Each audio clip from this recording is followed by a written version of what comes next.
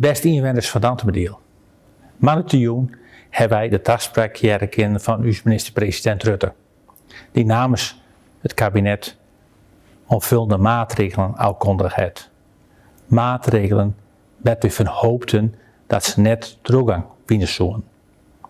Maar we weten al hier, het aantal besmettingen rent hut op in Nederland.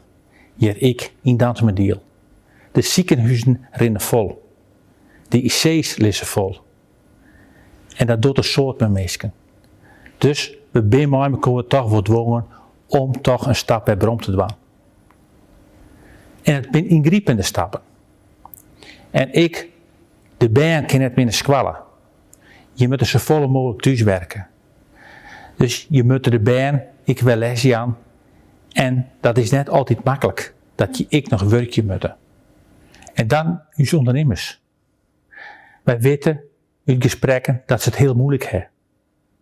Het wetter ziet hen tot de lippen. En bij sommigen boppen de lippen. En het jouwt zwaar.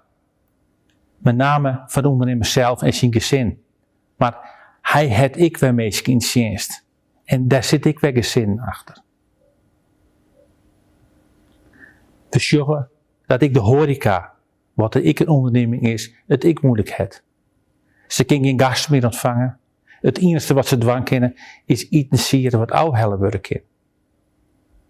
En het jou toch een hele andere dimensie aan het ondernemen, maar ik aan het met elkaar meeskapezen. Vooral in deze tijd, pas je goed op elkaar. Zorg naar elkaar om.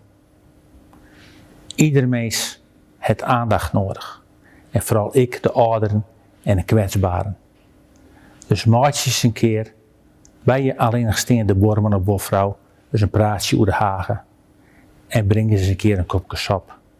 Het wordt heel erg gewaardeerd. Wij hopen met elkaar dat we deze tijd snel achter ons laten kennen. Maar weet beste mensen, waar we dit virus onder de tommen krijgen, zo we het met elkaar doen moeten. En met elkaar ons onder richtlijn houden moeten. Het is even tropieten. En de meeste kinderen, je meerskip kinderen, hij groot vertrouwen in hem. Wij komen er met elkaar weer bovenop. Maar we moeten even een tandje leger. Pas goed op elkaar. Jou elkaar warmte. En help elkaar. En vooral beste mensen, het allerbelangrijkste is, beloof zo. En ik wens je hem vast, toch onder deze wat nare omstandigheden, goede crisis dagen en een heel goed begin van het nieuwe jaar.